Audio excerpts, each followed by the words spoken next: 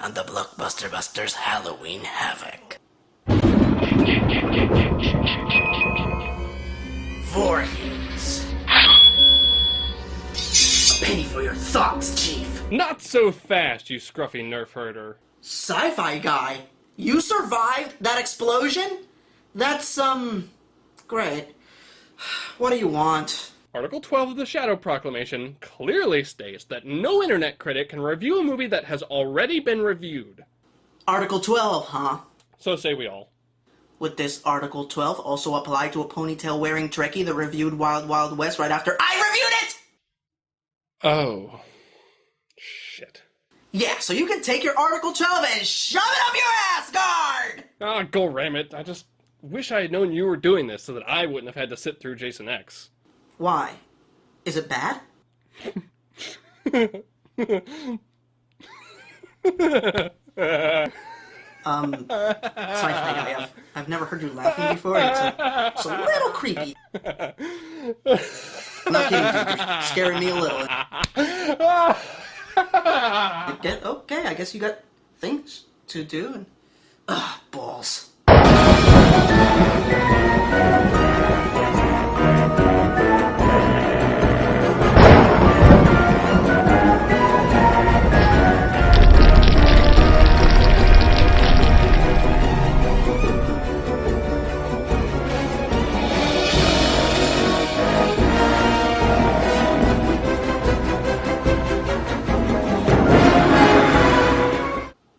Greetings, Slayers and Slashers, I'm Erod and I'm the Blockbuster Buster. A lot of the hatred for this film stems from the ending of Jason Goes to Hell, where we see Freddy's glove pop out of the ground and drag Jason's mask down to hell. Henceforth, most of us poor saps fell under the impression that Freddy vs. Jason was going to be the next movie. I mean, why not? New Line, the studio that produced the Nightmare series, had bought the rights to Jason. This scene clearly showed that they were both willing and able to have both characters in the same film. And hell, I even read in a magazine that Freddy vs. Jason was in development. But after Jason Goes to Hell, we didn't get Freddy vs. Jason. We got this instead. Jason in space.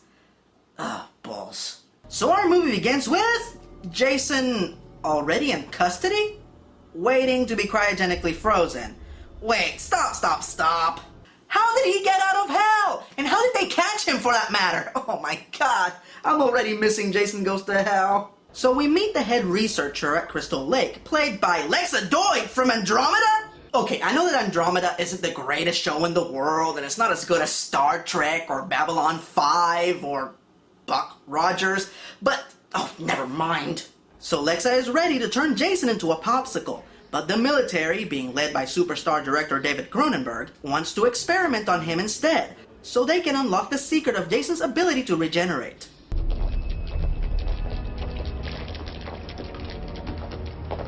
Can we get that rag off him?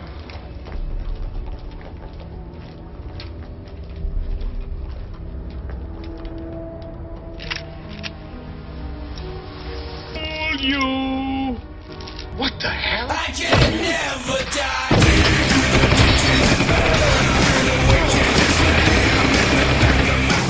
Get over here!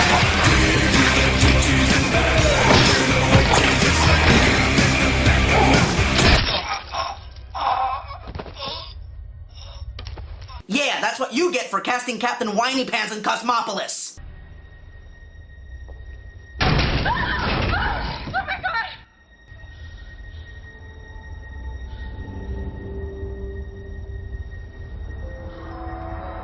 Wait, stop. Look, I've been a fan of Jason since the late 80s, and throughout the years I've grown to accept his amazing ability to be as fast as a mountain cat and as strong as a bear. But he can teleport now? What, is he Nightcrawler all of a sudden? So while I'm busy scratching my head trying to figure out where the hell he got that machete, Jason stalks Lexa. But as usual, petite brainy women are Jason's Achilles heel.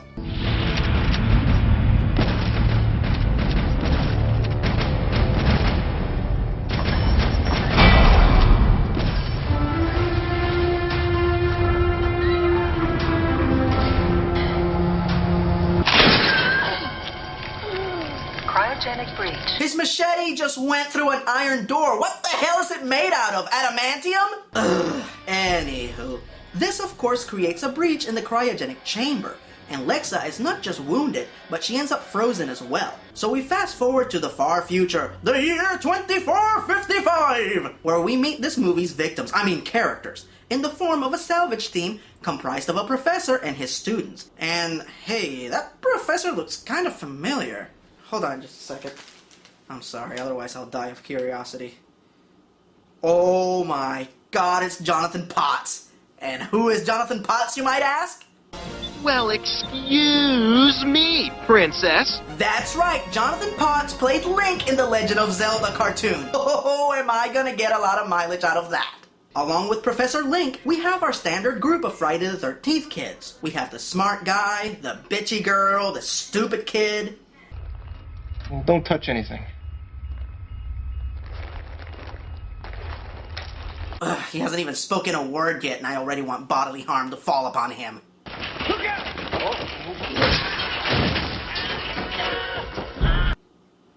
And now Sarah Michelle Gellar's gonna come by and pick me up on a time-traveling DeLorean! Never mind. I don't know what I'm thinking. That'll never happen. You don't have to tell me twice. Well, actually, you did, but bye. Man! I'm always a day late and $1 short. So Stupid Kid is quickly saved from bleeding to death by Lisa Ryder! Oh, you're so pretty. Yes, you are. And she's playing a super intelligent android? Okay, this is awesome. You have 2 actors from Andromeda, and they're playing the reverse roles that they used to play on that show. On the show, Lisa was the one who was a crewmate, and Lexa was the one who was the AI. And I have to admit, Lisa does a great, if not better job at playing a sexy android. Oh, but I'm not a robosexual or nothing. Stop judging me! So our crew of would-be scholars decide to bring Lexa and Jason on board their spaceship. Their security officer, Bronsky, is not happy about it. You're not gonna bring him back, are you? Well, excuse me, princess. Professor Link and his students quickly pronounce Jason as dead and schedule an autopsy with Dr. Blonde and Hotness. All the while, they plan to use nanites to revive Lexa. Good. Somebody get those clothes off her. I got it. Honestly. Little too quick on the draw there. Oh, that's embarrassing. So, Dr. Blonde and Hotness tries to conduct a serious autopsy in her tiny top that shows off her midriff and shoulders. Hey, you should see what scientists are wearing in the year 3000. And he wants you to wear this. Unfortunately, the lab assistants seem to be turned on by the rotting, decomposing corpse in the room. Ew. So, Dr. Blonde and Hotness dismisses them so they can go sex it up. Honestly, I think the 2 of you should exercise just a little bit more caution if you're going to be having sex on a spaceship. You could potentially contract space herpes, or as the astronauts call it, spurpies. Coincidentally, someone else in the ship just happens to find himself erect at that very moment. Oh, don't worry about Dr. Blonde and Hotness. Jason never kills the brainy girl. He's gonna go straight for the 2 dumb kids having sex.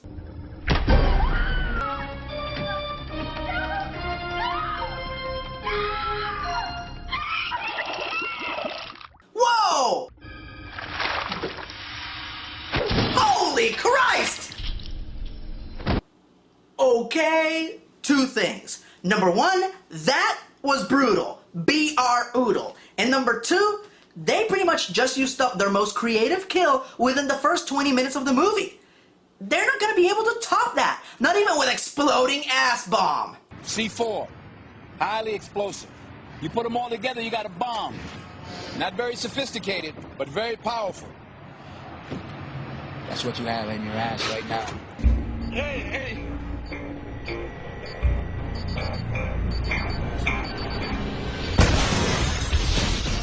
After disposing of Dr. Blonde and Hotness, Jason finds a new machete, right next to the surgical tools. Why would they have that there? I guess it must be a space machete. A spaghetti! Wait, what? Meanwhile, the rest of the crew is busy helping Lexa cope with her future shock, and equipping their android KM with her own set of nipples. Why do you want those things anyway? Oh, no, they're not just cosmetic. You see, nipples are really important to a mechanoid. Well, when I was a mechanoid, the right nipple nut was used to regulate body temperature, while the left nipple nut was used mainly to pick up shortwave radio transmissions. Now, what I'm saying is no matter how hard I twiddle it, I can't seem to pick up Jazz FM. When Lexa realizes that Professor Link was stupid enough to bring Jason on board the ship, she is quick to voice her concern. He is an unstoppable killing machine. He's not dead. Believe me, he's definitely dead. Show me. Well, excuse me, princess. Before killing anyone else, Jason makes a stop on the holodeck. Yup, they have a holodeck on this field trip archaeologist space marine salvaging ship. I got him! I got no shot! Move! I will break you! With Jason on the loose, it's up to Bronsky and his space marines to stop him. Kicker.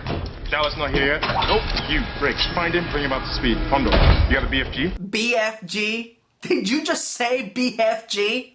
Big fucking gun. Doom. Yeah, there's a movie you want to emulate.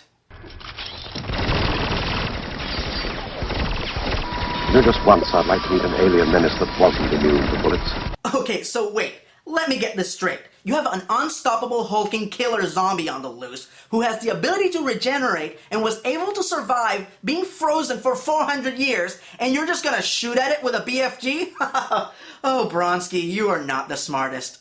Huh, why does that sound so familiar? The Space Marines go in, but things go as well as one might expect.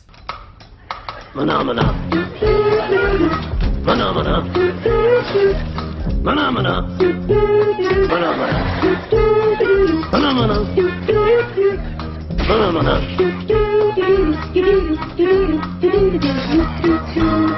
Can't take more than a poke in the ribs to put down this old dog. Oh. Yeah, that ought to do it.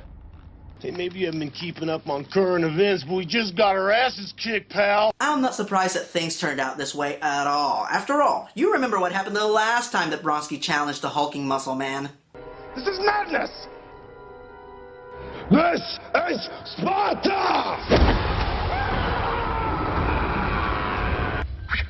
Oh. Oh. Oh, shit. Oh. You want your machete back? Shit, it's yours. Take it. Well, excuse. With the Marines and Professor Link gone, what's left of the crew try to make a run for the escape pods. And fortunately for them, lifelike nipples were not the only improvement that Smart Guy made to KM.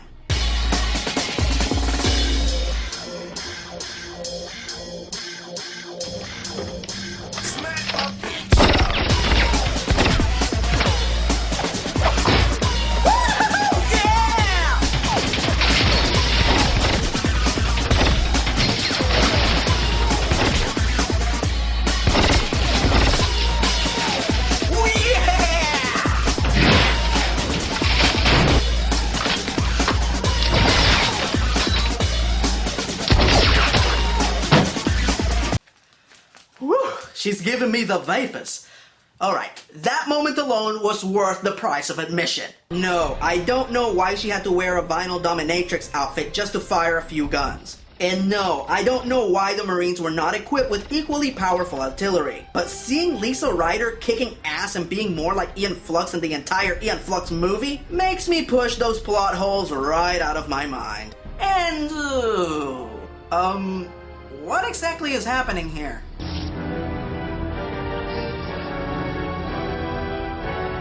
Oh, come on. The nanites can't rebuild Jason. They are programmed to rebuild living human tissue, not zombie demon anatomy.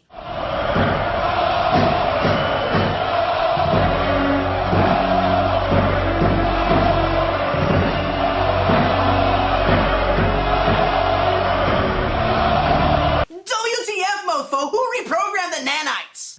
Now I'm playing with power! Well, this is it, folks. This is the moment when a lot of people pretty much checked out, as they replaced the classic Jason, whom we have loved for well over 2 decades, with the new and improved Uber Jason. This alleged upgrade is so reviled by fans that a Jason vs. Jason X comic was published, and most people who bought it did so in the hopes that classic Jason would kill the new one. Anyway, after patching up Bronski, the crew starts making the preparations to blow up a section of the ship, so they can avoid a core breach. But Uber Jason is there to spoil their fun all the way. He causes KM to lose her head. One of the crew members has to sacrifice himself to save the others. And Bitch Girl gets sucked into space, but not before delivering a hilarious pun. Oh, this sucks on so many levels! Finally, it all comes down to distracting Jason long enough to board a rescue ship that is about to dock with them, and they create said misdirection with the holodeck, which technically Jason has seen already and should be able to recognize as an illusion, but hey, who the hell am I to try to bring logic into this? Hey, you want a beer? Or do you want to smoke some pot? Or we can have premarital sex. Okay, that was pretty funny. Alright, fine, I'll give it a chance. Let's check out the new and improved Jason dispose of these campers by using the exact same method that he used in Friday the 13th Part 7, the New Blood. I would have gone with exploding ass bomb. He's done with the campers. Wow, he's good. He's too good. He's coming back. What? You're actually surprised that he killed the holographic camper so quickly? You only created 2 of them. It's a holodeck. Create millions of them. It'll take him hours to kill them all. It'll give you plenty of time to escape it. Oh, never mind. It looks like our 2.5 survivors are doomed, but Bronski is back, bitches. Oh yeah, it's payback time for stabbing him in the gut twice and... What? You cut away? But I really wanted to see the... Oh, screw it. Our heroes make their getaway, but Jason uses the inertia of the explosion to float towards the escape ship. Bronski again miraculously makes the save, only this time the 2 of them fall towards Earth 2. No, not that Earth 2. I wish. And where did the charred remains of Jason Voorhees land? Guess! Just guess! Look at that. Shooting star. It landed in the lake. Let's go check it out.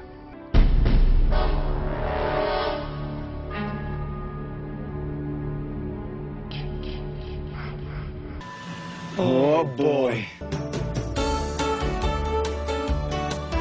This movie is not as bad as I expected. Yes, I totally see why so many people hate it. It's pointless to put Jason in space. There is no reason to upgrade his classic look. And overall, the tone of the movie is very comical. Guys! It's okay, he just wanted his machete back! As opposed to the rest of the series, which always took a more serious approach. But here's the thing. Even the most serious Friday the 13th movie still has an inherent goofiness about it. This movie just chose to embrace it. Kane Hodder does a fantastic job in his final performance as Jason. And all you gorehounds out there have no right to complain, because this movie has the highest number of kills out of all the Friday movies. And unlike Jason Goes to Hell, Jason is actually in it. Is this the best movie in the franchise? Absolutely not. That would still be the first movie. But I still feel that this is one that's worth checking out, especially if you are a hardcore fan of the franchise. Man, this year's pretty easy. Crypty, you're losing your touch. I mean, look, I can still pick this up. It's not heavy at all. Honestly, I was expecting a real challenge. Zombie. And I looked upon your pale, blank, and motionless face and the blackest eyes.